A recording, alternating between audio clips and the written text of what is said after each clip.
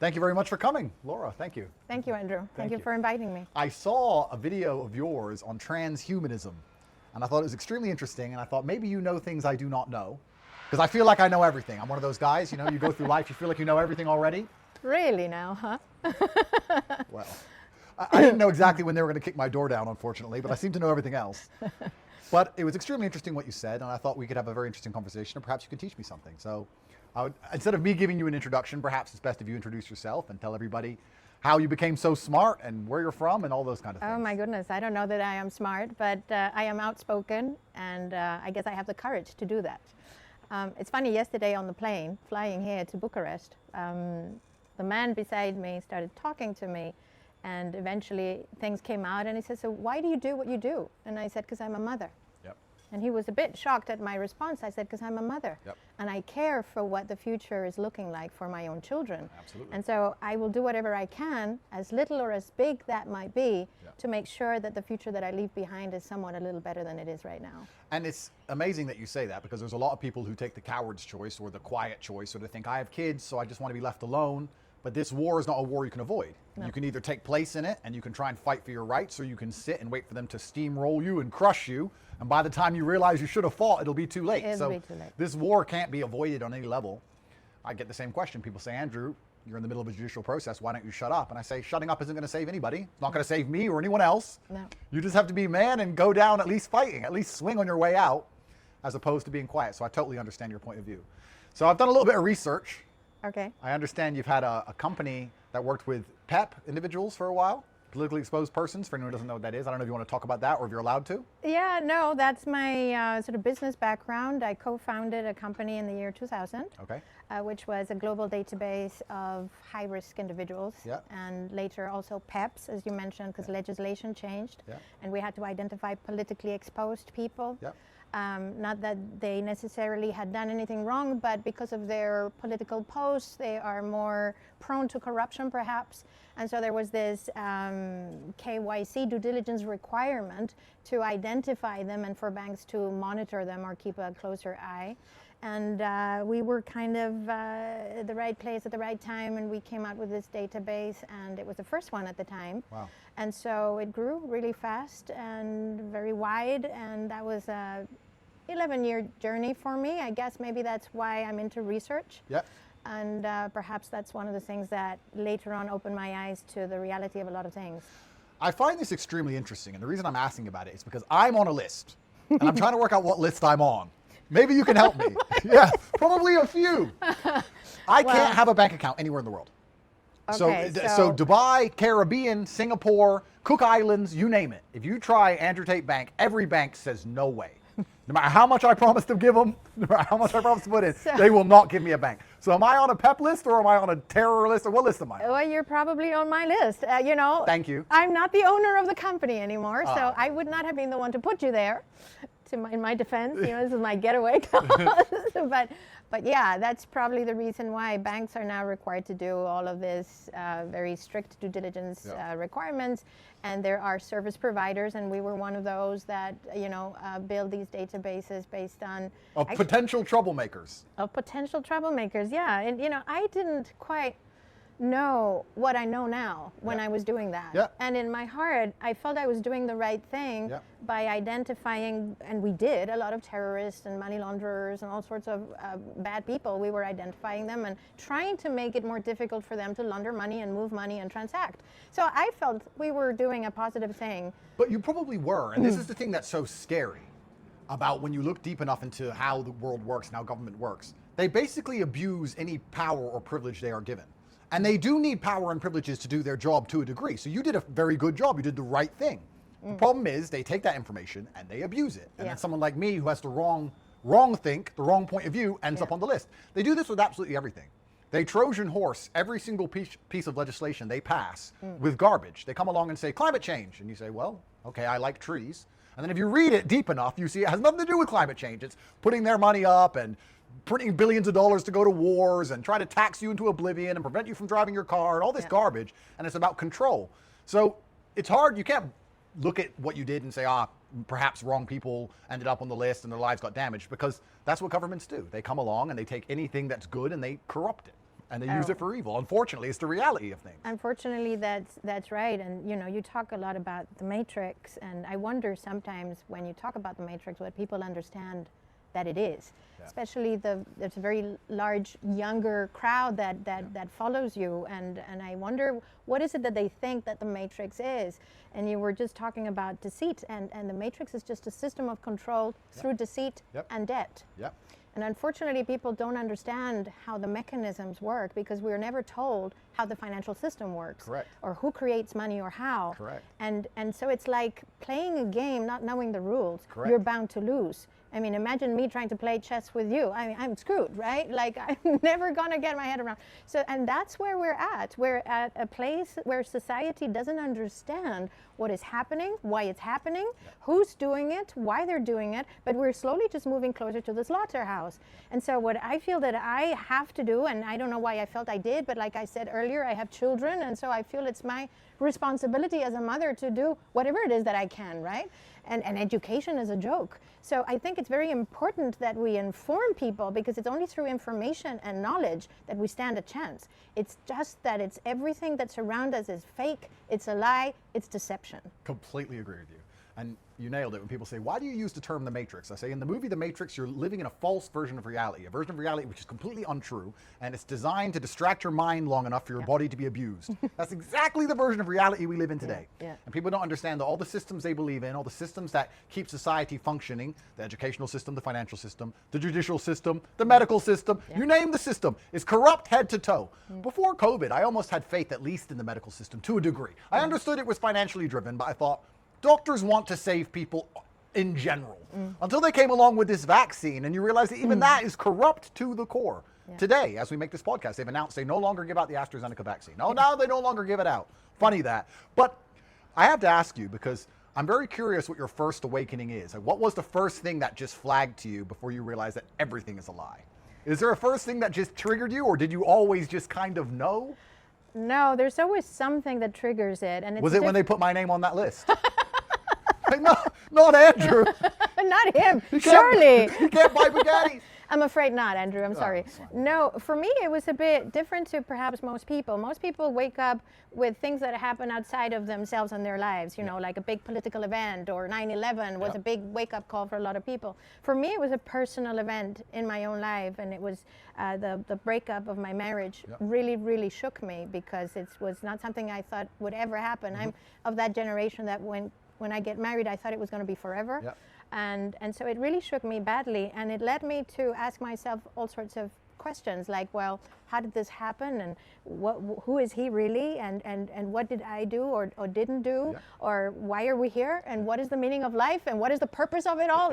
And it snowballed into asking myself all sorts of rather fundamental questions that I think we should all ask ourselves at some point in life, because it's part of evolution. If you never ask yourself, what is this all about? Correct. Why are we here? Who are we? Yeah. You know, and so for me, it was a very slow, gradual snowballing of asking questions, almost like, you know, little kids say, why? And then you give them an answer, say, but why? But why? So that was me. That was like, what on earth is really happening, you know? But it was very much a personal event in my life that shook me so badly to the core. That led me to ask myself all sorts of questions about men, about women, about relationships, about sex, about life, about government, about, you know, like, what is going on? And so that's what did it for me. And slowly but surely, I got to where I am now. Not that this was planned. The fact that I'm even talking to you here, it's like, how did I even get here, you know? Really. But I started talking at the beginning of COVID, simply because being awake since 2012, slowly, I figured this vaccine is bad news. Completely. And honestly, my driving pull at the beginning was just saving people from taking it. That was like my focus. It's like, please, please, let's be a little intelligent about this, right? This is experimental genetic therapy that everybody's suddenly accepting without questioning, without investigating. Did you lose faith in humanity during COVID? I did a bit. You know, I've been working at it since, because I did. And I think COVID was actually, it was a plan to achieve a number of things. Yeah. But I think it was also a test to see how stupid we are. Compliance test. It was a test to see how gullible we are, how like really not thinking straight how easily we can be scared, when intimidated. they feed us enough fear. Yeah.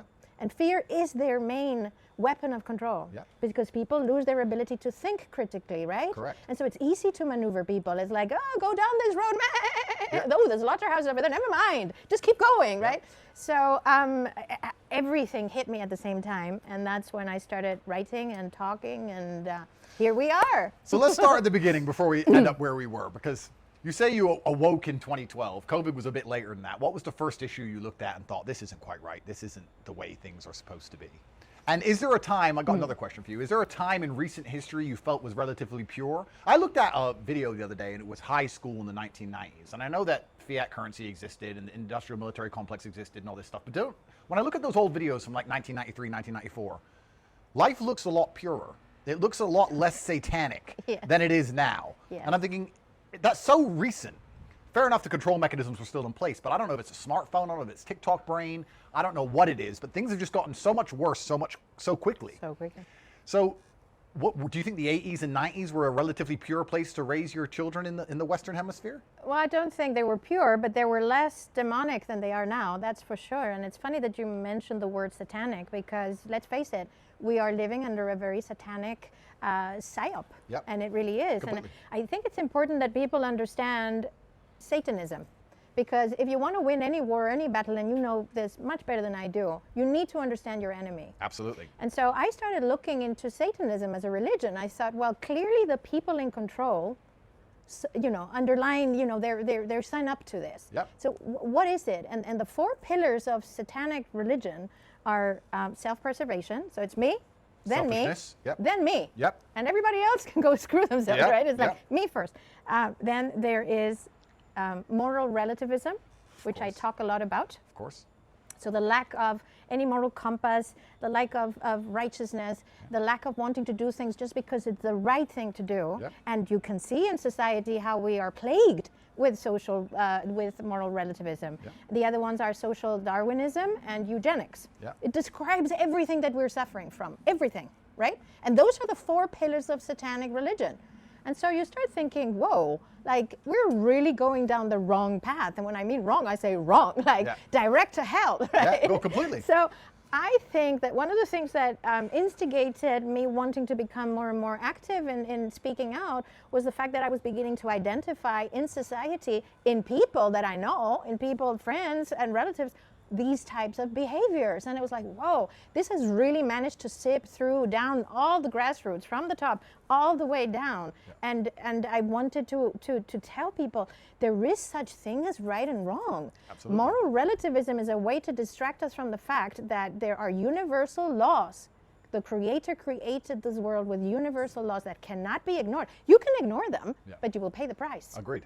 Agreed. We have free will. Sure, you can do whatever you want, but there's a consequence to whatever it is that you're doing. Yeah. And the problem is people don't understand this. They don't understand there is a consequence for every action. Completely. And so I think it's time for people to understand this and to say, hey, like there is value in doing the right thing, not just because it is the right thing, but because guess what? Your life might take a much better turn if you do. And so this was one thing, especially as a mother, that I just didn't want my children to be exposed to this satanic, twisted, immoral type of psyop that we're under. It's interesting you talk about the four pillars of Satanism. I think that personally, I think selfishness is one of the large, you said it's the first pillar. It's seriously, on every level, across so many different spheres, they're promoting selfishness. And I don't think most people realize. I was having a conversation with someone the other day about depression. I said, the reason they talk about depression all the time, I'm not even going to discuss whether it's real or not. The reason they purport it and propagate it and try and convince everybody that they're depressed all of the time is because if you're depressed, you're living inside of your own head. Yeah. You care about you and how you feel. Yeah. That's all you care about. You don't care about your environment. You don't care about your community. You don't care about your neighbor. You don't care about the future because you're considering not having a future. You don't care about anything, right? Yeah. So when they push this idea of depression all of the time, they're trying to get you self-obsessed. And they do this when they try and split community. They try and remove religious ties. Even in the masculine world, now they try and remove masculine ties. They don't like men to be too close as friends. They'll attack that and call it homosexual, whatever they'll do. Yeah. And they'll do everything they can to get you isolated. Because when you're isolated, then you end up self-obsessed. When you're self-obsessed, you don't care about anything around you. I also think that's one of the reasons why they try and prevent simple things such as home ownership. Yeah. Of course there's inflation. Of course there's fiat currency. Of course the rich are getting richer, et cetera, et cetera. But if you buy a house, you're now invested in that community. You now care about the school. You now care about the roads. You now care about, but if you're just renting, or if you're transient, or you live in a hotel, or you're in and out, you don't have any interest outside of you and inside of your house. Your room, everything outside of it doesn't matter anymore. So all of these things are being done on purpose so that you lose the sense of community, because one person by themselves, no matter how powerful they are, is not powerful enough. They need unity. We need unity, and they try to divide us. And we can talk endlessly about all the different ways they try to divide us. You can go down the rabbit hole and be a crazy conspiracy theorist like me, and you can argue that one of the main reasons they opened the borders to this endless immigration is because they want people to argue, because they don't want us to have anything that unifies us whatsoever. They don't want us to be unified by a flag, color, religion, language, anything at all. Because if you're busy arguing with your neighbor, you can't argue against them. It's kind of interesting. I remember it was, maybe 15 years ago, it was the Occupy Wall Street protests. You remember that? And everyone was occupying Wall Street, and everyone finally worked out it's the rich versus the poor. 2 weeks later, and then it's black versus white again, Republican versus Democrat. They managed to flip it and Aikido it back. But that's basically what it's all about. And selfishness is one of the primary weapons they use. And moral relativism ties into that. Because it's all about, well, I feel better if I do things this way. It doesn't matter if this is right and this is wrong. I want to do things this way. I had an argument with someone. I say argument.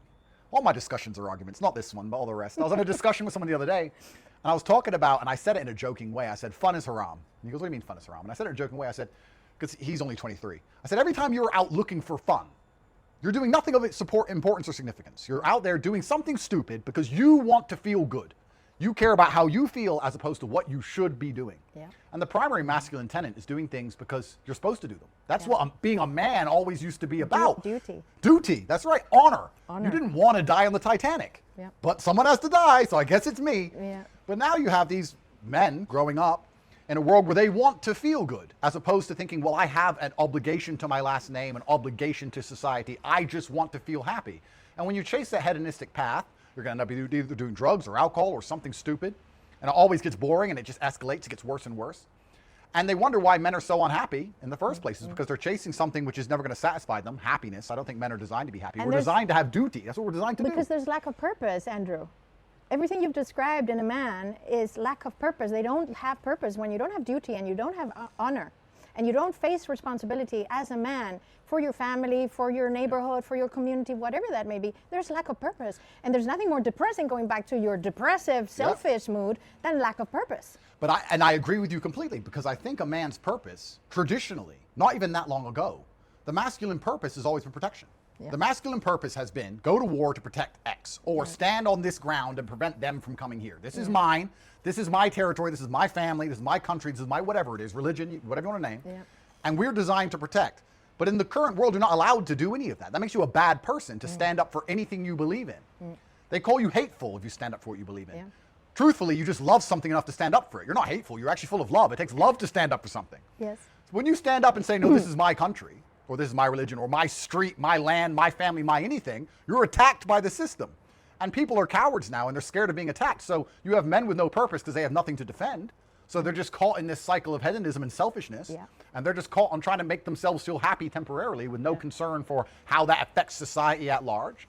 And it's a race to the bottom. Not to be a pessimist or anything, but, it's tying into the satanic agenda. So when I said to them, fun is haram, I was trying to explain, you waking up and thinking, I want to have fun, and not caring about anything else, is exactly what they want you to do. That's all they want you to do. It's go, I'll be happy if I do this. Well, absolutely. And I think one of the things that people don't understand is that the most important principle in life, and in this universe actually, is the principle of caring for something. That is what starts everything. We only move into action when we care enough about something. I only got into doing what I'm doing because I care enough for my children's future and the world that I might leave behind one day. But it's caring. And so the whole depression thing, the whole antidepressant, people are on antidepressants all the time. Everybody I talk to is on antidepressants. What does that cause? It causes apathy. It causes, I don't suffer from the lows, but I don't suffer from the highs, and I don't care about anything. And so we are in an epidemic of people not caring enough to do something about things, which is exactly what they want, because then we're extremely malleable and just go this way, right? And so we need to get back to caring. The heart is the engine that pulls people into action. Correct. You know, you need to care enough to then do the research, to gain the knowledge, to understand the knowledge, and to then get into action. But it's the caring that starts. I do what I do because I care. Absolutely. And so I try to motivate people to start caring about things before it's too late. Because guess what? We're running out of time. We certainly are. Humanity has a window of opportunity right now that is narrowing as we speak. And unless we wake up to the mechanisms of control that they've put around us right, left, and center, we stand no chance. Yep, I completely agree. So, to not get you arrested or in trouble or anything, who's in charge of the world? Oh, well, that's one of those questions that I always tend to say, I'd rather not spend too much time discussing who that might be, because at the end of the day, they don't want to really know. Yeah. And we could spend hours, if not weeks, Yep. discussing all the different sects and cults and secret societies and the Illuminati and the Masons and the Jesuits and the Vatican and you name it, right? Yeah, yeah. I've been through the rabbit hole. Yeah. But we don't have time for that. I agree with We you. don't have time to spend looking at who they might be. What we need to do is identify what it is that they're doing. Agreed. And what it is that they want to do. Yeah. More than anything. Because what they've already done, well, we can't change that. But guess what? We might be able to turn our course into a different direction, right? So I try to say, listen, you can spend as long as you want trying to go down those rabbit holes. It's very fascinating and scary. But actually, we need to focus on what it is that they're doing. And at the moment, it seems to be they want us owning nothing and eating bugs. That doesn't sound like a good plan to me, right? Absolutely. That's exactly what they want. And it's very interesting you said that, because I get asked that question all the time, and I try and answer it by saying, instead of trying to become obsessed with a name of who these people are, instead understand human nature. And when I talk about human nature, I talk about myself, because I'm an imperfect person and I have human nature and we all have it, and I like to self-analyze and find feedback that I can use to improve myself. And I understand very well how the elites view us, because I understand how I view people. And I'm going to be honest. I'm being deadly honest here. I come from a Luton council estate. I come from no money, single parent household. I've made hundreds of millions of dollars based on my own back, hard work, bravery. Did it all myself. Yeah. COVID happens where I lost absolute faith in humanity. During COVID, I was an angry person. I'm not going to lie to you. I'd walk into a gas station. Some idiot would come up to me and say, mask. And I'd say, I'm going to hit you. Get the fuck away from me. No. And I became angry. I couldn't deal with it anymore. After 3 years, I just started saying, either fight me or get away from me. But Andrew, anger is good. Anger is what sometimes gets us into action, which is what we need now. I stood in a gas station here in Romania. It was in near Brasov. I walked in with no mask, and they said, "Oh, mask, mask, mask." I said, "Is the gas free?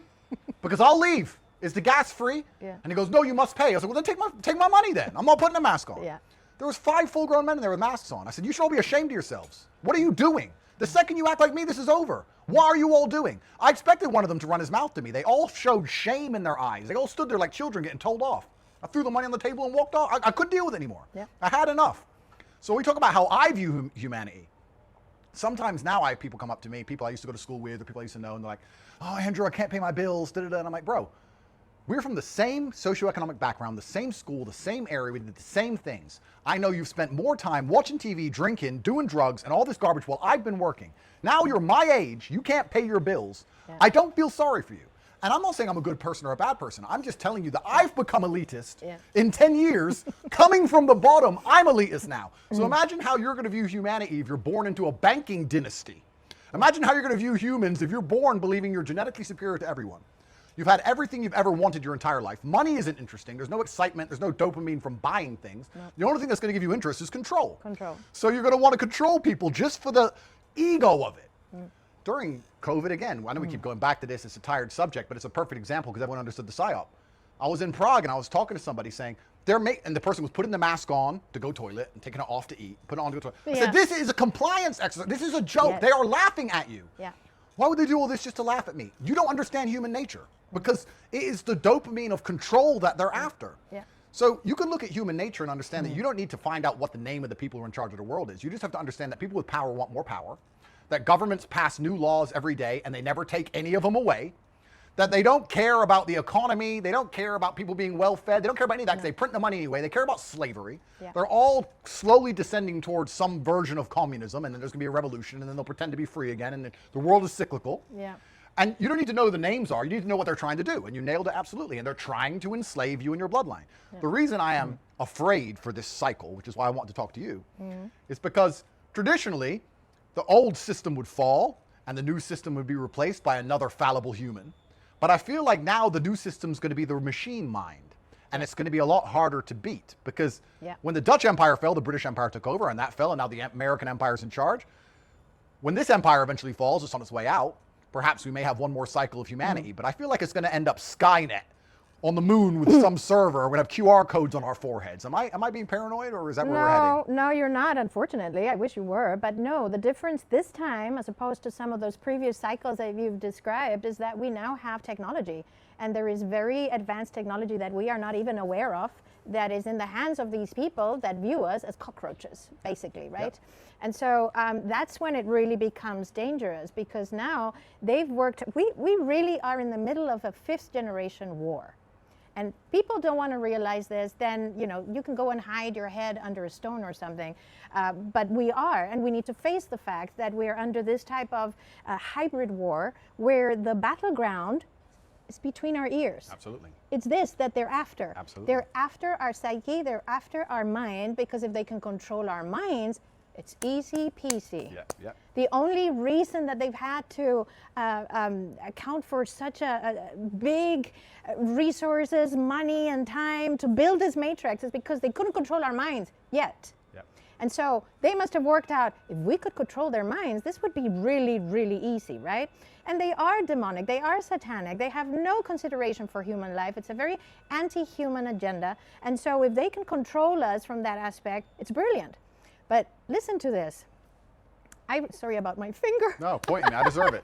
This is because I'm a mother. No, I deserve it. I deserve to be pointed at. I've tell, done loads wrong. You can tell I'm a mom. Yeah, yell at me. Anyway, so I came across this recently. There's this German molecular eugenicist that's written a book called The Indoctrinated Brain. And he describes, and this is fascinating as it is horrific, but he describes that he's been able to prove that the spike protein in the vaccines, because it can actually transfer the blood-brain barrier, what it causes once it's in your brain is neuroinflammation. Once the system, our immune system is triggered, it causes neuroinflammation. Now what happens when we have neuroinflammation is that the hippocampus, which is our autobiographical memory center, what tells you that you are you, because it's based on all of your experiences from the time that you were born, stops producing nerve cells, okay? Now what happens when it stops producing these new nerve cells is that the hippocampus then has to decide to erase your memories in order to store new memories. So basically what is happening, which goes to describe, and you might have seen this in people, where suddenly they appear very different and you can't even talk to them rationally about things. They are like, the narrative is the narrative and it's the truth, right? And it's because there are this process of your own hippocampus not being able to produce these nerve cells, which become index neurons, which are there to index your memories. Basically like a computer, and we do this sometimes on our phone. Oh, it's full. Let me erase some photographs so I can put in the new ones. That's what our brain is doing. So we're losing our personality, our individuality, our ability to think because of this process. Now, do you think this was just, oh, shame, this happened, we didn't know? Oops, accident. I don't think so. I don't think so either. They're trying to turn everybody into zombies. It's interesting also because I use the movie The Matrix, but I also say quite often that you find agents. If you watch the movie The Matrix, people turn into agents instantly. Anyone who's not unplugged can become an agent instantly, and they become counter to your ability to try and free people from the Matrix. And there's certain subjects you can mention where somebody instantly just becomes an agent. Like you said, they'll instantly just turn off their brain. They don't want to listen. They're going to repeat what they heard on the news and only that. It's interesting you said about influence, and we'll talk about that quickly, because we are in the middle of a war, and I don't think many people realize that every single war since the dawn of human time has only ever been about influence. You think of war as tanks and guns and planes and people fighting with swords, whatever. Why is that war taking place? Well, it's so the victorious side can remove all of the warriors that protect the society, so they can turn up and tell you what currency, what religion, what you're going to think, and what you have to do, because they're in charge, because they have the muscle. Violence is the underpinning of society, unfortunately. It's another thing we can talk about. But every single war is a war for influence.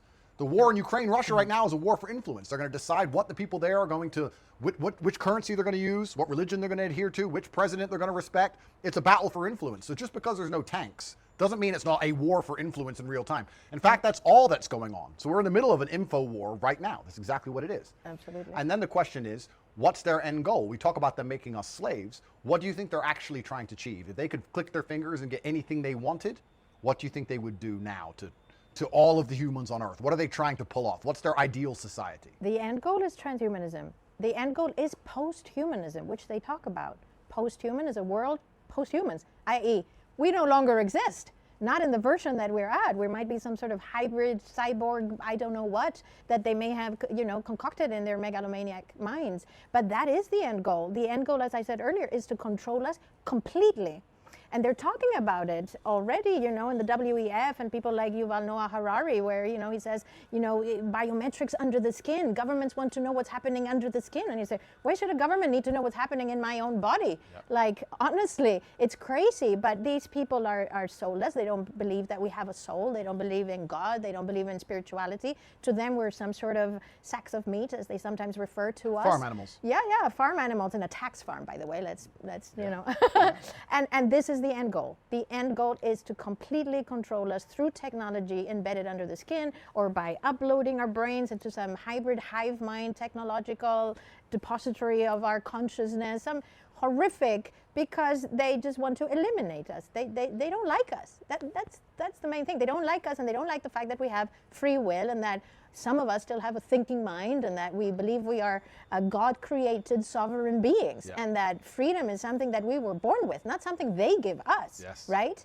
And so this is really the end goal. Complete control, make it easy for themselves. You nailed it. It's interesting you just said that we're born believing we have free will, because we are. And this is when I was having a conversation with somebody else, and they were talking about AI is coming to replace the jobs, and they said that in the cartoons you used to watch, robots did all the work, and that people just sat around and did no work. And I said, well, the problem with that is then you become useless. Yeah. You're going to become a useless eater. And you're going to have dreams and aspirations and hopes, and you're going to need medical care, and you're going to want a pension, and you're going to have all of these opinions, and they're not going to need you.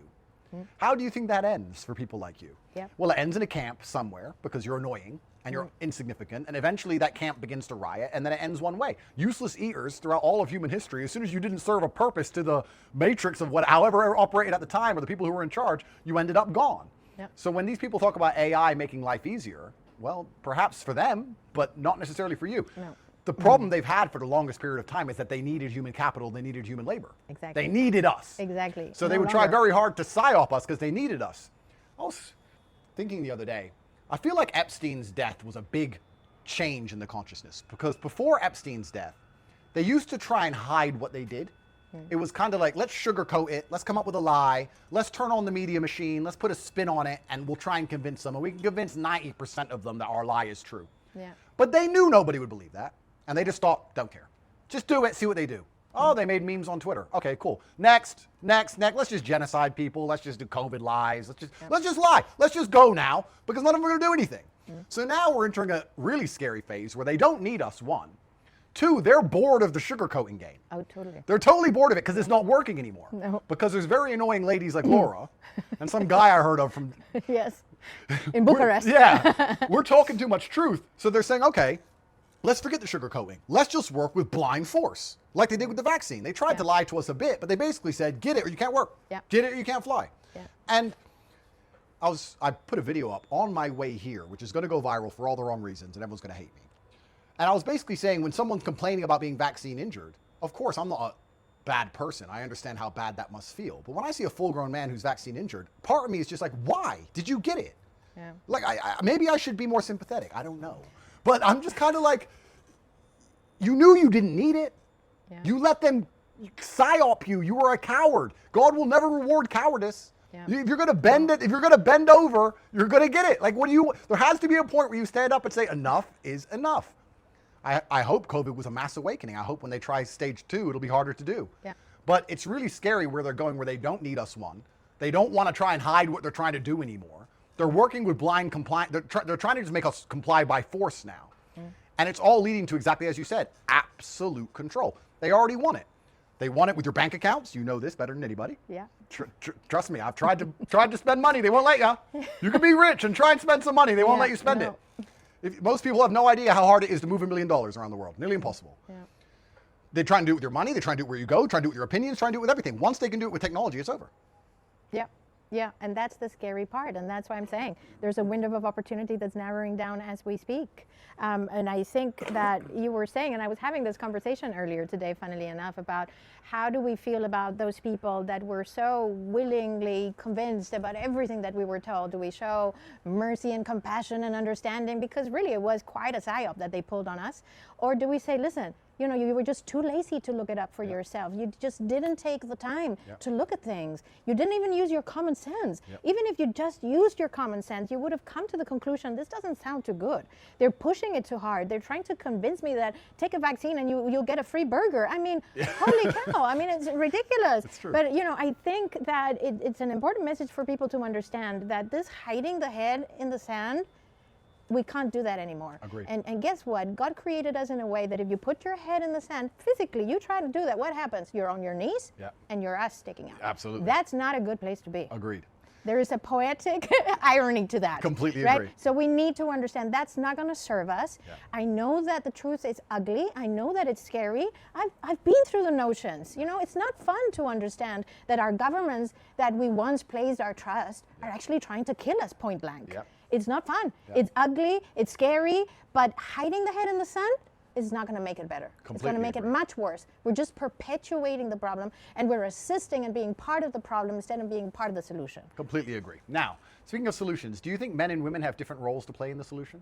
Totally. And what are the different roles? Well, we always have different roles to play in life, in family life, in business life, in community life, in everything. Tell all the women what they should do and all the men what they should be doing. I'm curious. Well, that's a good one. Well, when it comes to women and as a mother, that's what's pulled me to do what I'm doing. So we are extremely protective of our little chickens. And so we'll do anything. Honestly, I will kill. Without a question of a doubt, I will kill to protect my kids. Absolutely. I don't have any qualms about it, and I'm totally not a violent person. I'm really, really not. So when it comes to women, I think it's let's protect our children from the educational psyop indoctrination camps that are school. This whole transgender ideology nonsense. Let's stand up for our kids. Let's go to the school and say enough is enough. Let's talk to whoever we need to. Let's put a stop on that. We are mothers, and all those mothers that are out there need to start doing this. That's our role. I agree. When it comes to men, grow a pair. Well, grow a pair. And I, you know, one of the things that I admire you for doing is encouraging men to do just that. Well, it's interesting because I've spent a long time in my Romanian dungeon trying to analyze exactly why they hate me so much. And I think the thing I do that upsets them most is that I inspire bravery in men. And I inspire bravery in young men, which they don't want you to have. They want you to be afraid. They operate on fear. And when I say simple things such as go to the gym, get strong, learn to fight, stand up for yourself, that shouldn't be an act of rebellion or resistance, but it is against them because they don't want you to be unafraid of them. That's right. And the underpinning of society is violence. I don't think enough time we understand how bad it's going to get once something like the police force is robots. Then we're in a lot of trouble because even now, as psyoped as most police officers are, there's still to a degree a human element. Once they can press a button and put the robotic attack dogs out, there's never going to be a rebellion. There's never going to be a protest. It's going to be Terminator. It's going to be over. And I talk about this with all things. I was saying this the other day.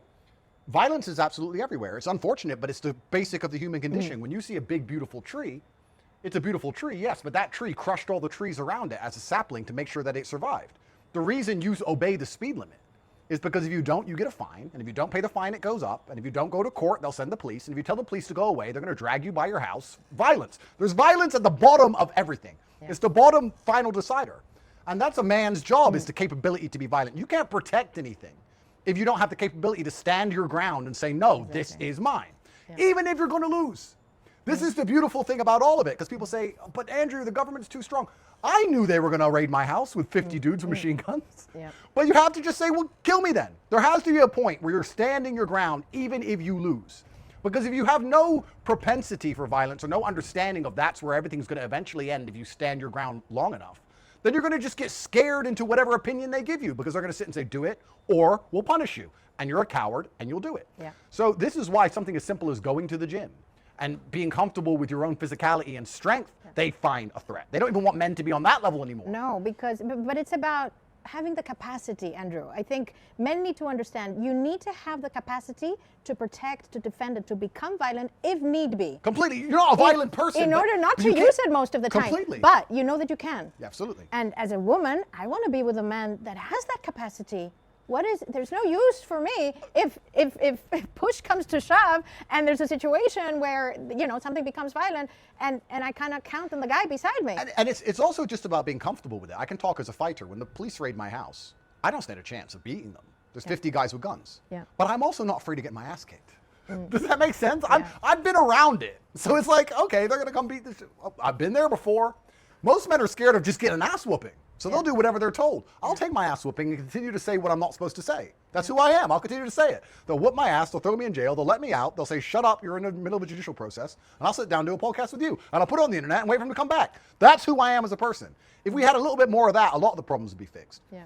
But I have a question for you that might be quite interesting. So what do you think about the feminism movement? Because I got in trouble, funnily enough. Did you now? I know, me and my big mouth. And I was saying that a lot of the feminism movement was deliberately to double the tax base. Oh, totally. And also to remove a mother's influence over her children because she's busy working so they can send the kids to these indoctrination camps, which is education. What do you think about this? I agree 100%. The feminism movement was created to do exactly that. I hate feminism. I hate it as much as I might hate chauvinism or misogynism. Yep. It's a failed and it's a wrong theory. You know, we need to understand that men and women were created different to work in conjunction. Agreed. And to complement one another. And the problem is our roles have been mixed up, and now women act like men and men act like women, and it's a mess. Yep. It's a total and absolute mess. Yep. We have a role to play in each other's lives and in society, and we need to go back to those roles. Now, that doesn't mean that if a woman wants to work, if that's her choice, you know, okay, fine. But I can tell you something, delegating your children's future, their education and their psychological well-being to schools right now is the worst thing you can do. And that's what pushing women to the workspace did. It was the state wanting to be in control of the education of children because they're not educating them, they're indoctrinating them. And that's what they wanted, prepare the next generation to be what they needed them to be. Exactly what we're seeing right now. Men are emasculated. Yep. Women don't want to have children. Yep. They see it as, you know, like, oh, what a disturbance. I want a career. And you say, well, nothing wrong with having a career. But as a mom, I can tell you there is nothing more magical in this world and nothing more miraculous than having a child. And nothing more important. And nothing more important. So now we're seeing in the Western world, especially, birth rates are going down like, I mean, there's not going to be any of us left very soon. I got in a lot of trouble, again, because I like to say things in the least politically correct way possible. And I got in a lot of trouble online recently with one of my tweets, and I was saying about the white race or the white people. I'm mixed race, I'm half black, half white. And you see all the white people complaining about Christian countries and how they're collapsing and they're being invaded by third worlders. And I say, I completely agree with you, you're right. And the white race is going to die out soon because you don't reproduce. And they were like, what do you mean we don't reproduce? We're going to deport them all. We're going to build a wall. I said, listen, cut the garbage. You're not going to deport anyone. You're not going to build a wall. Even if you got a leader that's strong enough to do that, you're still going to have a problem with basic population dynamics. The population of Nigeria has doubled in 20 years. Most white families don't have enough children to meet the reproduction rate. This is the bottom line of it. It's a fact. It's a fact. And I'll say something else which is extremely politically incorrect. I was talking the other day, someone was talking about India and how they have 1 billion people. I said, imagine you had 1 billion Norwegians. Imagine the powerhouse of 1 billion Norwegians. But you don't. If you don't reproduce, you have no future. Yeah. And this is the bottom line of it. And you can go down a really interesting conversation of gender dynamics and why people don't reproduce. And part of that also, I think it's another reason the male psyche is under such psyop. You're not even allowed to have any degree of authority in your own home anymore as a man. So why would you feel like you have a degree of authority over your street or your town or your nation when you can't even come home and feel like you have a degree of authority in your own household? You're like, well, I just give up then. And then everyone gives up on everything, right? And it's a race to the bottom. Both genders are doing everything wrong. Yeah. And then you wonder why there's no happy families anymore. I agree. And this is where we end up in a position where third worlders are coming in. They're out reproducing the natives. Totally. The natives are paying for them with their tax dollars. There's a whole bunch of anonymous accounts on the internet talking about imaginary deportations, which are never going to happen.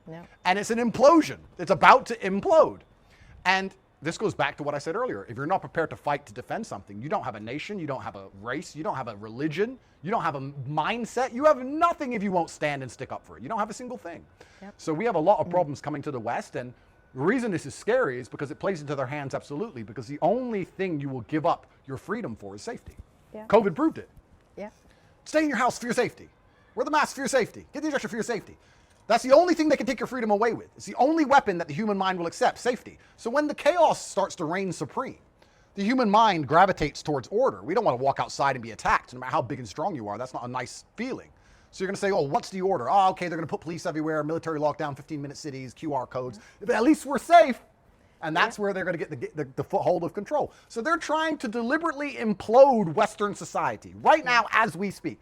And I tell this to people, and they say, oh, but what about the economy? They print the money. They don't care about the economy. Is the psyop they're sticking you with. The economy's for you peons. They print the money and they own the food. The economy is food. The economy is what do you have to eat. The pieces of paper and the stock market and all that garbage is interesting to play a game with. The real economy is, do you have food on your plate? Yeah. And as long as they can allow the people who obey them to eat, the people who don't to not, and they eat themselves, they don't have any interest in the currency, the economy, none of these things. This is all just a game they use, manipulate to enrich themselves and destroy your life further so that you become more selfish because you're more obsessed with paying your bills, more obsessed with trying to afford the congestion charge, pay your TV license, afford your kids' school uniforms, obsessed with working in that hamster wheel, and you don't get to wake up and look around you long enough to realize you're getting screwed over. But, you know, I think the problem is people understand enslavement and they have this picture in their head of black people in plantation and cotton plantations and shackles and that image of slavery, and they don't understand that there are many forms of slavery. And that type of slavery meant that the owners of those slaves had to house and feed them. Yep. They worked out that that was a bit of a pain too. Yep. So how about we create a different form of slavery based on the financial system that they control, where we have to feed ourselves and house ourselves, but yet we're still slaves. Yep. Slaves of a system, that hamster wheel that you were describing, where they control the money, they create it out of thin air. And it's important that people understand this because nobody does. Yep. Even those that work in the financial industry don't understand the fact that money is made out of thin air. Correct. There was a man by the name of Richard Werner who in 2013 did a very simple experiment to prove that money is made out of thin air. And he did a very simple experiment. He went to a very small community bank. He's German, I think it was in Germany. And he took out a loan. He took out a 200,000 euro loan from this very small community bank, and he did it on purpose on a very small one because that would be much easier to later see what happened. He then did a forensic analysis on their balance sheet to see where did this money come from. So the concept that people have of money and banks is that, well, people deposit their money in the banks, and if you come along and want to borrow, they take out of these deposits that they have, right? Yeah. It doesn't work that way. No. The deposits might be there. The bank can lend up to 9 times what they have, and they just produce it out of thin air. So what this guy did was that in examining the balance sheet at the end of the day, if they had taken money from the deposit and just handed it to him, then you would have seen the balance sheet reduced, right? Yep. If not, you would have seen it increase, right? Suddenly there would have been an increase. Or actually, if they had taken from the deposit, you would have seen no change because it would have been a transfer from one account to another account. Correct. The balance sheet at the bottom line would have been the same, right? But it didn't happen that way. What happened was suddenly the balance sheet was inflated by 200,000 euros. Yeah. Where did they come from? Yeah, it's a book entry. Yeah. It's a book entry. Well, they don't even have to print it anymore. They just type it in. No, they don't even have to print it. So money is debt and debt is money. Yeah. This is why we're slaves of this debt system. Absolutely. And on top of it, there's interest.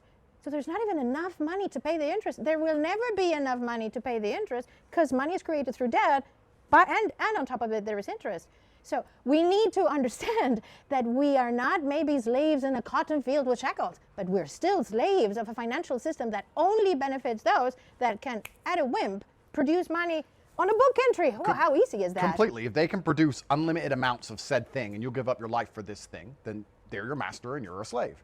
And money even is backed by violence. The reason the American dollar is the global reserve currency is because they have the largest military. They're the most scary. And if you don't want to use the dollars, they'll topple your regime, or they'll change the leader, or they'll get an insurgency group to pop up, which ends up funded, or they'll sanction your country and remove you from the banking system. And the IMF and NATO and EU, and all of this is backed by violence. Governments work like the mafia. Oh, they are the mafia. Exactly the same. Same MO. Actually, it's worse. Yeah. It's almost worse than the mafia, right? Because the mafia says, oh, you pay me the money, but I'll protect you. Governments don't even protect us. They're trying to kill us with vaccines. So it's like, what are we doing? Let's wake up to this reality that we're in before it's too late. So what do you think of Elon Musk's Neuralink and Elon Musk's Tesla? Because I want to make this clear. Elon unbanned me on Twitter. So I'm a fan of Elon. He gave me a voice to fight against the Matrix lies because they did a pretty big hit job on me. Yeah. So I am a fan of his, but a lot of the technology he's building will be used for evil. There's no doubt about it. Yeah. I guess the real question is, if he didn't build it, someone else would anyway. So I guess, can you hold him personally responsible? Or is it better that he invents it and tries to make it open source and tries to share the patents before the governments invent it and keep it classified? I don't know. That's an argument you could have. But I would argue that a lot of the things he's inventing will be used to enslave humanity. What do you think? Do you think I'm wrong? What do you think of Elon with Neuralink and electric cars and all this stuff? Well, I think for me, Elon is probably, and I don't know for a fact obviously, but probably controlled opposition. That's my gut feeling about him. So he's trying to do some right things, like X, and making sure that there was some degree of freedom of speech on his platform. So that was great. That was fantastic. Good for you, Elon. So he gets us on board, you see. But then there's Neuralink, and there's all of these EV cars, which are a total hoax and an environmental disaster, by the way. And so you think, well, what game is he playing here? You know, what are we to believe that is genuine about caring for humanity and being on humanity's team, which he often says, or not? Or is he just some controlled opposition where we're meant to trust him so that he maybe drives us along the wrong road again? I'm a little bit on the fence with him, but so far I'm more inclined to think that he is not entirely what we would like him to be, because let's face it, nobody with that kind of power gets there unless they're part of the system and they're part of the matrix. That's just my common sense. I don't know for a fact. I wish he was on our side. Obviously, we need people that have that kind of power to be on our side. It would be very useful, right? But I'm not convinced that he is. And you know, the thing with, it's funny because he always talks about, he's one of the ones that's been talking about AI being a danger to humanity, 100%, right? But then he's building Neuralink. So you go, well, you know, how does this tie in? I don't understand. Is it one thing or is it the other? But I think this whole pushing of this narrative of AI being so dangerous and AI, you know, very much trying to overcome everything that we are now doing as humans, is part of the psyop of making us feel completely hopeless and helpless, because it falls into the transhumanist agenda. So transhumanists believe that we will not survive the future unless we blend with technology. And this entire drive of AI is to make us feel inadequate, to make us feel we're nothing against this overpowering AI that's just going to infiltrate every aspect of society. Who are we? And you have this Yuval Noah Harari saying we're the useless class, right? So there's this very constant, very incessant drive to make us feel very powerless in the face of AI, which totally feeds into transhumanism, because that's how they want to convince people. They want to make us think we can become superhumans, right? You know, you can download the whole internet in your brain and all sorts of nonsense like that, to make us feel that we would become something in a world that's driven by AI, whereas if you don't, you're just going to become the useless class, like they're already calling us, right? So it feeds into this narrative. That's why I'm very suspicious about all of it. It's interesting you say that, because one, I believe you're completely correct, and two, I'm trying to analyze myself if I've fallen for that. Do I believe that AI can be beaten? You have. I don't think it can be beaten. Maybe I'm in psyop. You're right. That is a transhumanist agenda, because I think you have fallen slightly for it. We all have. Because AI it seems unbeatable, right? And it's coming for all of us. I noticed something recently. I was watching another speech by Yuval Noah Harari. I find him, I can't stand the guy, but I find him quite fascinating, because actually he's really speaking out the agenda. Yeah, he's telling the there's truth. value to that. It's like, okay, well, thanks for letting me know. And he somehow switched to calling it alien intelligence. In his entire speech, instead of calling it AI as an artificial intelligence, he kept referring to alien intelligence. And I thought, wow, that's very interesting. Why is that? Because alien intelligence is more scary than artificial intelligence. Anything artificial is not as good as the original. And who is the original? You and I. Our brains are the original. Artificial is never going to get to our level, because there's consciousness in us. They can't reproduce that. But alien intelligence, ooh. Now, what is that? That sounds scary. And remember, everything is driven by fear. Everything is driven by making you feel powerless, right? They've already gotten us, you know, there in a big way, and you know that. So it's very interesting to analyze the psyops that we are constantly under. Do you think that's one of the drives for equality, this false equality? Because then they can come along and say, oh, we'll make you all as smart as each other. We'll make you all pretty much operate the same. There's not going to be any smart mouths and stupid people. And we're going to make sure it's all this equal, like the ant colony. And you're all just going to take this implant and everything's going to be fair. Do you think that's this big push for equality and fairness? I think you might be right on that one too, yes. You know, we need to understand we should all have equal rights. And we should, you know, God-given equal rights, by the way, but we should all have equal rights, but we're not all equal. We have different capabilities. We have different capabilities, and that's okay. That's what makes the world interesting, I suppose, right? So this wanting to be a homogenized, equal type of society is a Marxist theory that they've been trying to drum into us, and you're quite right. Maybe it's part of that same psyop of saying, let's just accept technology under the skin. And So we'll it's all be fair. all fair, all under this hive mind, central powerhouse, whatever that may look like, So I think that might feed into it. It's very interesting to notice the words that they use, how many times they repeat things. That's a very good indicator of, oh, they're trying to convince me of that. I should be very concerned. Yeah, I mean, completely. And everything is Trojan horse, as we discussed earlier, especially the words they use. The most Trojan horse word is tolerance. I hate the word tolerance because I will sit here right now on this podcast, send me to jail, don't care. I'm intolerant because a man is intolerant. If you're a man, you're intolerant of certain things. I'm intolerant of a person I don't know coming anywhere near my house. I'm intolerant. I'm intolerant of a man talking to my wife. I'm intolerant. I'm an intolerant guy. But they say, no, you need to be tolerant. Well, that just sounds to me like accepting a bunch of stuff I shouldn't accept. Well, that's right. That sounds to me like loving nothing. If you stand up for everything, if you're tolerant of everything, you stand for nothing. So I don't buy this tolerance garbage. They come along and say, oh, you're intolerant. I say, yes, sir. I am intolerant. I'll admit it right here, right now. I'm intolerant. I don't care. They try and push tolerance because people like the idea of saying, I'm tolerant. I'm tolerant. Well, they sound to me like a dummy. You're tolerant of the vaccine. Enjoy. Yeah. Are elections real? No, I don't think so. I think all politicians are pretty much puppets, and they give us the illusion of democracy and the illusion of choice, so that we have this illusion that we have choice and that we are free. We're not free. We don't have choice, because right at the top, it's the same people.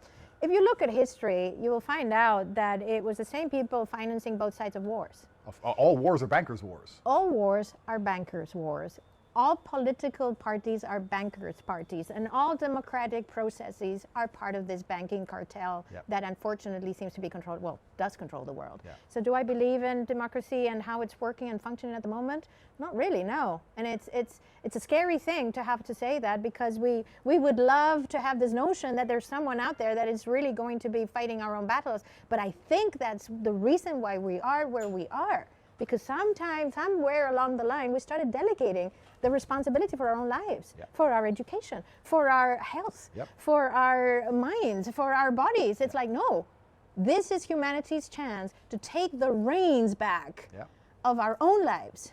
Not somebody else, not a teacher, not a politician, not a doctor, not nobody. You and your capacity to think and your capacity to stand for yourself. That's where humanity needs to get to right now. I completely agree with you. And I think that's actually a great way to start red-pilling some people who don't truly understand. I often say, if you had a basketball game and two teams were playing for $10,000 without a referee, you would have a nightmare, because everyone would cheat and they'd push each other and they'd shove each other and they'd lie about the score and they'd call foul when there was no foul. You need a referee, because people will cheat to try and win $10,000 in a simple basketball game. Do you think they won't cheat for the fate of a nation? You think they won't cheat to control the most powerful country in the world? Do you think they're really going to let you decide who runs them?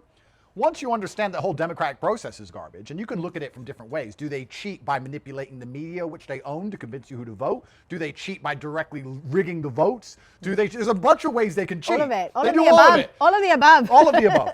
So once you understand democracy is a lie, then you can start looking at every other system. So then, by extension, logical extension, education must be a lie, because the education system is designed to educate the people to believe in this false democracy. That's the point of it, right? The judicial system, I'm sure it does a fantastic job if you steal something and they catch you on CCTV and you stole it and you went to prison because you're a lowlife and you stole something, fine. But if you become important enough, if you become large enough, if you can affect the consciousness of humanity, and whether you go to jail or not is going to affect how people view nation states, do you think they're going to sit and leave that up to some judge who went to law school and read a book? Do you think the law is fair? Or do you think it all depends on who you are, how much influence you have? Because it's all a big subjective book and they can screw anyone over at any time. They can arrest anyone at any time for hate speech or some other subjective garbage law, and depending how famous you are and how badly they want to hurt you, they can put you in jail for it.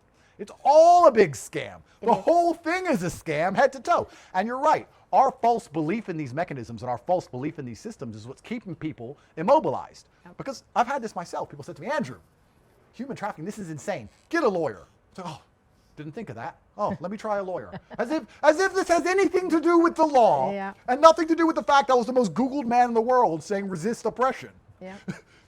So all of it's a scam. And it starts with the democratic system as a whole, which is why the West is so obsessed with going to war trying to spread democracy. Because when they spread democracy, they can rig the elections. They don't like the countries that don't have democracy because you can't rig it. They don't like Putin because they can't get rid of him. Exactly. They're trying to get him out and they can't. So they're saying, oh, democracy, freedom, freedom. Where's the democracy and freedom in our nation? Your ability to speak freely is directly correlated to how insignificant you are. If you get too big and you talk too much truth, they will come and they will get you. I can tell you from personal experience, they're going to get you. That's how it goes. It's interesting we were saying, because I was talking about this the other day. I was saying things online. I like to troll on Twitter. I send the whole internet crazy. And a bunch of Anon accounts were agreeing with me. And I said, guys, you're part of the problem. Because you know what I'm saying is true. And you agree with me. But you're afraid to put your name and your face to it. The largest weapon we have against them is to martyr yourself and take the punishment like a man to expose their hypocrisy.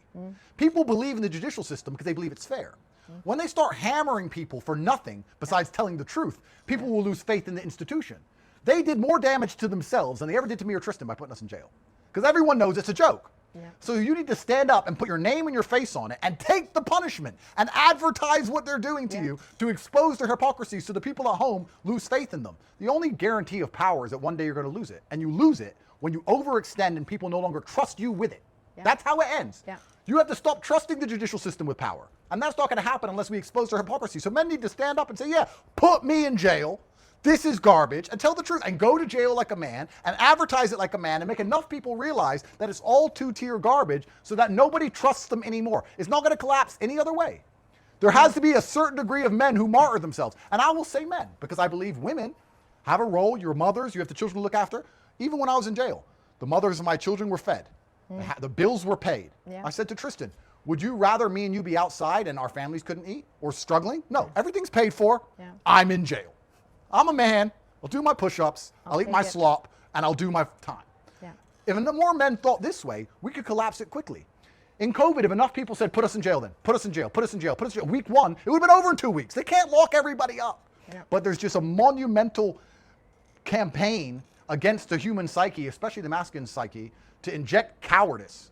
And that's what we have. We have a problem with cowardice. Totally, but I mean, if you're facing any enemy, who are you going to go after? You're going to go after the men first. You know, let's debilitate the male population as much as we possibly can, so that come the time that they want to rebel, there's nobody there. There's nobody there to fight. But going back to what you were saying, we need to understand that the game is rigged. The game is rigged. The only way that we get out of this is by stopping playing the game. Agreed. We need to stop playing the game. We need to start alternative systems. We need to use all of our creative power, which fortunately I do believe there's still a lot of it in this world, right? To create alternative systems. We need to make their system of control obsolete. We cannot fight it. It's too big. It's too much of a monster. Okay, let them have it. Let them keep it. Let them keep their matrix, whilst we start building something else, whilst we start thinking, talking, devising, designing ulterior systems, decentralized systems. This is one of the reasons cryptocurrency, and it's a bit of a minefield, unfortunately, and sometimes I wonder whether they've done that on purpose. I've wondered whether they've flooded the cryptocurrency market on purpose with nonsensical and garbage currencies and coins to make people afraid of stepping into it, right? Because they say Bitcoin can fix the world. If you fix the money, you fix the world. Exactly. Blockchain is key, I believe, in building all sorts of decentralized systems that will make it possible for us humans, we the people, to not depend on the matrix system. That's what we need to do. And I'm hopeful that this is happening under the radar as we speak. Of course, this is not something that the media is going to report. They don't want to. Of course. But I'm hopeful that there's a lot of people, intelligent, creative people, that are still working on these alternative systems. I know a few, that's why I'm saying I'm hopeful. And I think this is key. I think the key is, first of all, to acknowledge we got a problem. If you don't acknowledge you're an alcoholic, you're never gonna stop being an alcoholic. So we need to acknowledge the fact that we are slaves of a system that only serves those at the top. And it doesn't matter if you've been successful in this game, and you have. I've been able to kind of play around it and I'm good. But it's still a corrupted, satanic, diabolical system that doesn't actually serve anybody. And I don't want my children to grow in that system. It's actually interesting. You're completely right, because I've been massively successful inside of this system. And I think that's why I'm so open about the fact it's all a scam. It's a scam. I will tell you here right now, you don't stand a chance of getting rich basically ever. Most of you don't stand a chance ever. It's easy for me. I can allocate $50 million of capital and take a 3% return. And I can buy a house and you're going to rent it. I can win this game. You can't. I've seen it. And especially when you go across all echelons of the socioeconomic ladder, from a council estate in Luton, a single mother, to sitting around with the Bugatti Owners Club, you've seen the game at every point, and you've seen every level of the PSYOP and every level of the scam. And it is a scam. And it's basically impossible for most people unless you're extremely exceptional to escape. A lot of the biggest problem also is that if you want to escape, most people who do escape are gatekept. How do you escape?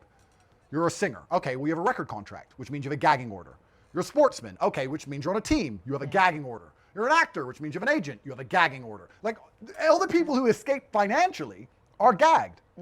I was offered to sell my soul. I was offered $50 million, and I don't even say the company because I don't want to give them the credit they want. I was offered $50 million to have certain opinions on certain things, to not talk in a certain way, take the money, and shut up. And I guarantee I would never have gone to jail. And I said no, because I don't want their money. That's why you went to jail. That's why I went to jail. You don't say no to the system. Of course. Are you kidding me? Of course. Because I was the most Googled man in the world amongst young military-age males who have spending power, and they wanted to just utilize that to continue to purport their agendas. And traditionally, most people who get rich have had to shut up because they have this gatekeeper somewhere along the line. The internet now, with a few platforms, and I completely understand what you're saying about Elon, but X is one of them, Rumble's one of them, you can speak the truth. Because even YouTube was a gatekeeper. They wouldn't let you get big. Totally. Meta was a gatekeeper. They had all these gatekeepers, so you couldn't be big and tell the truth. And although I've won the game, and although I'm financially free, that in fact has only educated me to exactly how bad it is. And I have people come to me all the time and say, what can I do? And I'm like, I teach masculine excellence. When my general theme is, I guess, men's rights and masculine excellence. I say, guys, unless you're an exceptional man, and when I say exceptional, I mean very good at a lot of things, you're screwed.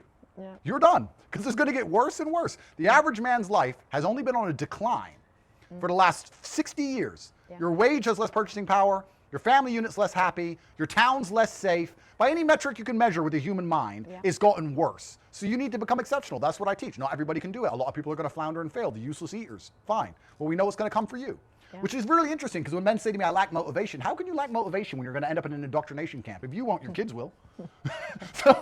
And you lack motivation, or you're tired, like, well, then sit and die. Like, this is the point we're getting to. I think where I get my feminine compassion side, and this is why it's so important that men and women work together. In the same way that our neocortex is divided into the right and the left brain side, and the left is the masculine side, which is more critical thinking and logic and, you know, focus and whatever, and the right side is the more intuitive, creative, compassionate side. Both men and women need of both sides to be working in cohesion and in balance. And we need that, we need to extrapolate that same thing to society. But you were saying that when I get compassionate about such topics is when I think about the way that air has been, you know, the air is toxic, water is toxic, food is toxic, entertainment is toxic. And so that's when I think, you know, yes, society is in a poor state. And yes, a lot of it is due to our own laziness and our own wanting to just comfort and convenience. You know, we're going to the slaughterhouse because of laziness and convenience, by the way. Completely. But, you know, sometimes I think, okay, I'm going to give them the benefit of the doubt that actually we've been under a psyop for decades. We've been poisoned right, left, and center for decades. So I'm going to be a little bit more lenient. Perfect. You know, you're more like, yeah. No, it's good. We need someone to be nice. And I'm like, okay, you know, let's just understand that we didn't really stand a chance from the beginning, because one, the system is rigged. Two, they've been poisoning us. They've been indoctrinating us with all the wrong information. So it's a really difficult place to begin with. Now, it doesn't mean that it's impossible, because look where you're at, look where I'm at, and look how we've become, you know, informed. We've done our research. We've taken the time. Was it fun? No, it wasn't fun. It's true. And it was painful, and it was an ugly truth that I had to face, and I had to be humble to understand that I'd been fooled. Completely fooled. We've all been fooled at some point. Let's just face it and get over it, right? But I feel that compassion of understanding that really humanity has been messed about for really quite a long time now in a very bad way. And I'll talk about the money thing one more time, because what's scary, you said they're leading us to the slaughterhouse by convenience. That's absolutely true. And where it gets scarier is when convenience mixes with competitiveness, because they end up being the same thing, right? The phone, this is the matrix right here. They know everyone you talk to. They know everywhere you go. They know what you spend money on. They know what you look up. They know what you Google. They compare it to all your other accounts on your laptop. It's all connected. That's the matrix right here. You as a person, you have a number somewhere in Skynet, and they know everything you've ever done. If the police ever raid your house, they're going to get a bunch of guns out, and they're going to tell you not to move, and they're going to look for one thing. This is the criminal case. This is the indictment. This is all they want. They don't care about anything else. They want your phone, because with your phone, they can get anything they need to stick a case on you, and they'll do it with anybody. So this is the matrix. But is it convenient? Yes. Can you compete without it? Can you run a business without a mobile phone? Can you exist without a mobile phone? It's competitive. So when you look at something like Neuralink, It's going to be scary when it's no longer convenient. It's competitiveness. You cannot compete with the people with Neuralink because you're simply too slow to operate without it. And this is where we're going to get done, because we're going to be chasing the fiat currency. We're going to need to be competitive to get the fiat currency, and we're going to get walking straight into the slaughterhouse. That's where it's going to end up. Yeah. Do you think they're going to start World War III? I think we are already in World War III. I agree. I think the release of COVID-19, whatever that was, and there are people that will argue whether there was even a virus, and there are people that will argue, well, what is a virus? And I don't even want to get into that discussion, which is very fascinating, by the way. But I think we are already at war. I think it was unleashed in 2019 in a big, big way. And that's why I keep telling people need to wake up to that realization, and we need to start doing things about it. Do you think they'll start a hot war, or do you think there'll be another black swan event? Do you think anything big is going to happen to humanity to try and scare us all, or do you think it's going to be slow, incremental enslavement as they're currently doing day on day? I don't think that there's going to be a conventional type of world war as we know it from the first one and the second one. They don't need to do that. Why would they? It's quite messy. And they don't need to get so messy. They can achieve the same results with less money and much more effectively through the control of money. So they could basically pull the plug on the financial system, collapse the entire thing, and guess what? We're all screwed, right? Because we depend on it and we're attached to it. This is why I'm saying it's so important for us to construct and design alternative systems. So no, I don't think that a World War III in the sense that people understand it, in the sense that we unfortunately had to live through in the first one and the second one will occur. They don't need to do that. There's a very interesting book written by a man called, what's his name, David Rogers Webb. And he wrote a book called The Great Taking. Okay. And it's fascinating, Andrew. Like, you have to read it. Where he describes how they could very easily collapse the entire economy. And he describes the process that they've been preparing. And this is interesting because that's when you realize how long back they've been working at it. It's like, whoa. Of course, they think generationally. In the last 50 years in the US, they've been changing the Uniform Commercial Code to create a new ownership sort of structure, which they call security entitlement, which means that the normal property concept that we have, you're the legal owner, that's it. You own it, you paid for it, it's yours. They split that into beneficial ownership and legal ownership. There we go. So the beneficial ownership sounds very nice. You benefit from the ownership of something, and yes, you can trade it, and maybe it can give you interest, whatever equity that you may have bought. But if they're in the case of insolvency, in the case of bankruptcy, it's not yours. It belongs to the creditors. So it's almost like you are owning something that you've paid for, but when the going gets tough, it's not yours anymore. It's somebody else's. And it's been used for collateral over and over and over again, which is what is actually holding up the whole derivatives complex, which, by the way, at the moment, in the year 2000, it was 2 times global GDP. It's now like 20 times. It's completely unsustainable. And what is holding it, it's people's collateral, it's people's securities. You think you own shares and bonds and, that's a nice security I've got there. I've got news for you. That's not the case. It's actually interesting you say that, because I've been at this mine for a very long time. It ties back to what I was saying earlier about violence. I think one of the reasons I'm so motivated to fight against these things, even though I am financially successful, is because I believe I only own my soul. And I believe that when I look in the mirror, I'm proud of myself. And no matter how much they punish me and how much they hurt me and how much of my money they take away and how they prevent me seeing my kids, and my mom had a heart attack and I couldn't go see her, and I'm sitting in a dungeon and all these things happening to me.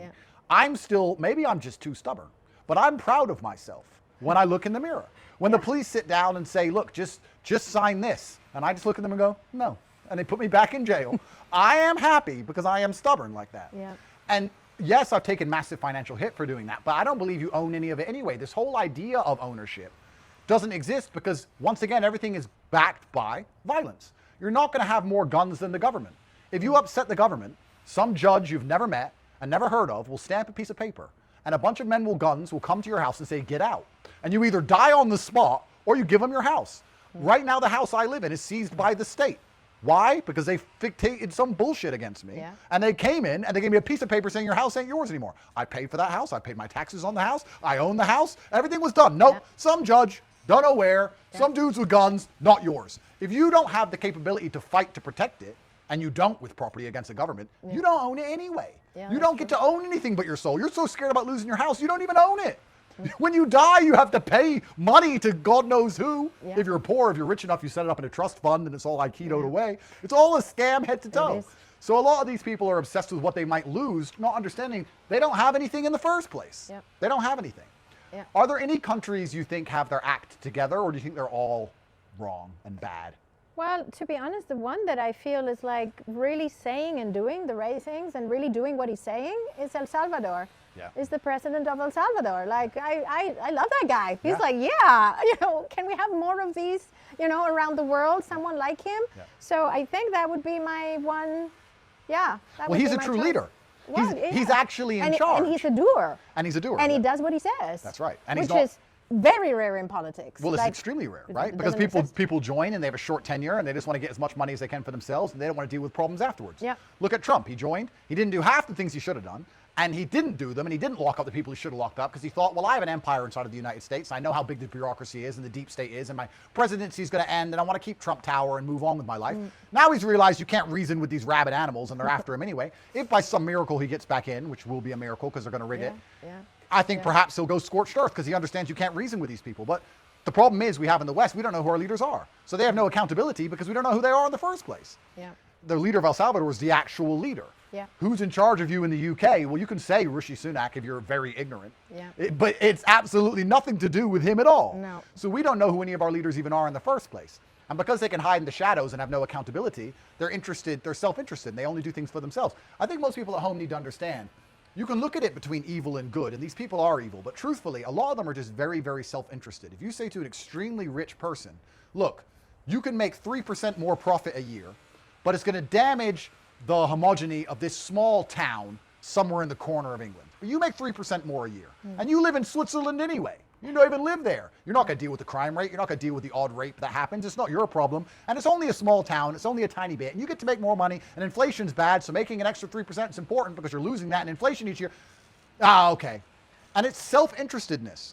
And a lot of it comes down to when you talk about globalists and globalism, they're not tied to the land in any way like the average person is. No. So they can sell out a country. They can sell out a town. They can do anything it takes for their own profit because they can move. Yeah. The average person can't move. No. And that's the big difference. They'll blow something up for their profit and bounce. The average person is stuck in the mess they leave. And this is why people don't understand why they'll implode a nation. Well, they'll implode a nation because they won't live there. And you won't even know they did it because you don't know their name. And that's how you end up in the position we're in. Yeah. It's super interesting. So how do let's try and be solution orientated. We talk about educating people, and we talk about making people understand they're in a trap. I think that's stage one of the solution to all of this. But the real difficult question is how we fix it all, isn't it? It So is. besides educating everyone and hoping people wake up, what else can we do to try and win this war? Is there anything else we should be doing? Because I'm taking the martyr myself path, and it's not that fun. So I wonder if there's anything else, you have an easier path for me. I unfortunately don't think there's an easy path out of this. And I think we need to face that as part of everything that we need to face. But yeah, like you say, the first step is definitely information, knowledge. Knowledge is the beginning of everything because our thoughts are the beginning of the creation of anything. Everything that is here was somebody's thought first, right? So it is true that we create our own reality, and that's why they have spent so many resources in controlling our mind, because they can then control what it is that we do, what it is that we create, and the collective power of that is massive. So I think it is vital that we become informed and that we become knowledgeable about the things that are happening. And I always tell people the first step is not, I'm not asking people to be the hero and go out there with a sword trying to kill, Goliath, right? That's impossible. But you can start with your own life.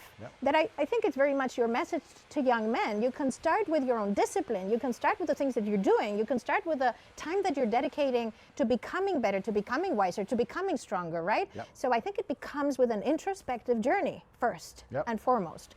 And when you've reached a level of strength spiritually, mentally, physically, then you can start doing something for others. But if you haven't done that, you're no good for anybody. Absolutely. So I try to always encourage people to start with themselves, firstly because it's not as daunting as getting out there and let's beat the beast, right? How do I do that? No.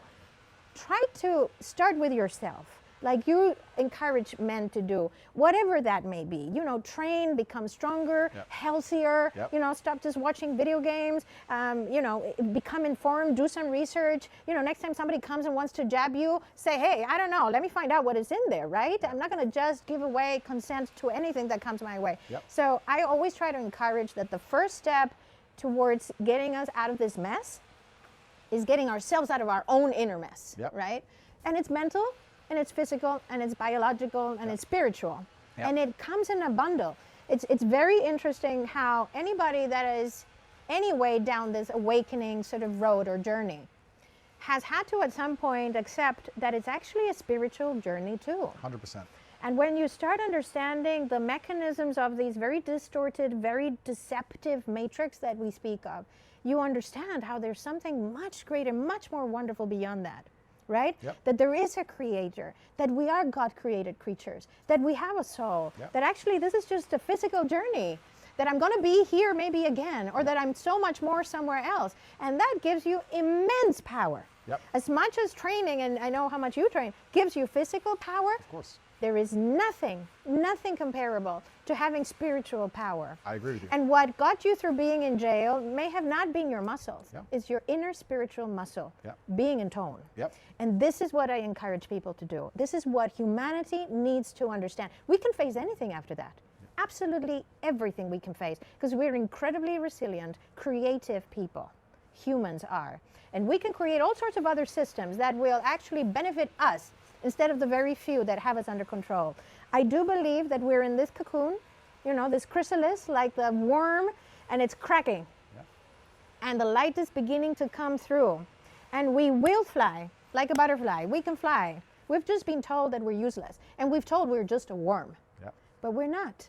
We're so much more. If only people understood that. And you can only begin to understand that when you take that introspective journey and you start taking the right steps at becoming stronger in your health, in your mind, in your body, in your relationships with others. Yep. This is what makes us strong. This is why we're fearless. That's right. Why am I fearless? Why am I here talking to you? Is it scary to put myself out there? Yeah, it is. Am I afraid? No, I'm not. Why? I don't know. Because I'm not. Guess what? Because I know that I'm so much more than this petite brunette woman that is sitting beside you, right? I am so much more. And so are you, and so are everyone. Everyone watching is so much more than they think they are. Let's just, you know, push people to do that. And I commend you for doing that in a way with young men, you know. I do my best, and I think that I think a lot of the world and its comforts, and it's very easy to choose comfortable scenarios and situations as opposed to challenges. From my fighting career, I can say I always fought best when I enjoyed it. Yeah. When I enjoyed hurting him, I did better. And I think you need to enjoy this struggle. I think that if you're a man and you're watching this and you understand how difficult it's going to be, it should excite you. It should excite you the fact that you may end up in trouble. It should excite you the fact that it's going to be hard to convince people. You should wake up and go, you know what? Instead of just living happy and comfortable and having my bed and my bugs and my pod, no, I have something worth resisting now. Yeah. I have something worth fighting for. And this is the great battle of our age. Yeah. And I'll be honest with all of you at home also. It's not World War II. It's probably in some ways easier than it used to be for a lot of the men. So if you're still too coward, well, then you really need to look in the mirror. Yeah. Because what you need to do is stand up, and what you said is extremely important and it's extremely true. Once you do all of those things and gain strength in your relationships and all the different various aspects of yourself, you have too much self-respect to psyop. Yeah. And that's why a lot of you fell for exactly what you were told, because you don't respect yourselves. And you'll respect yourself if you do a lot of work on yourself. So thank you very much, Laura. It's been amazing. It's been great, Andrew. Thank you. Anytime. I enjoyed it. Thank you.